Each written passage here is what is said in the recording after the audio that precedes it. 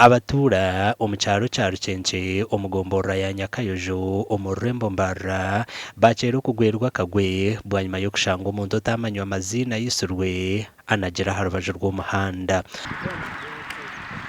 Abatuura aba nibagamba ngu ogu yaba omuntu wa kashatu okwiturwa omu mwanya ogu okwiha omwaka ogu gutandika. Hariho be bakwatire hariya nga narukwikwekye bamwitaraho na piki, hariho ondiijo be bakwasira yibire empunu nabo bamukwata bamutera yafa mwena togumpa twamecamwire.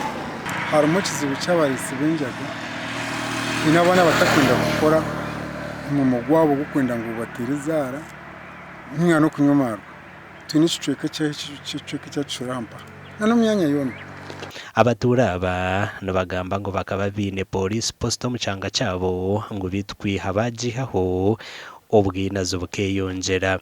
Konka ikaba nekira kutuyambaho munonga kuba kuba obwinazi munonga bukaba butarimu kiyabeera hariya eraka kutuhika turakakuyambusibwa mbwenu hazaho pooriisi na traffic y'amaani gumeho aizo omu bwire ahabw'okuba obwinazi n'obw'amaani.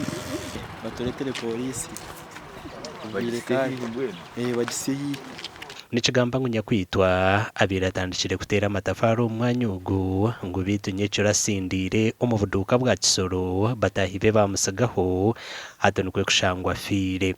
Pooriisi etabaasa kugamba nitwe yahika aha mwanya ogu nikwe kutwara omutumbi obw'okucondooza kuri kugyenda omu maisho. Aha bwa TV West ndi Elias Aritugusa.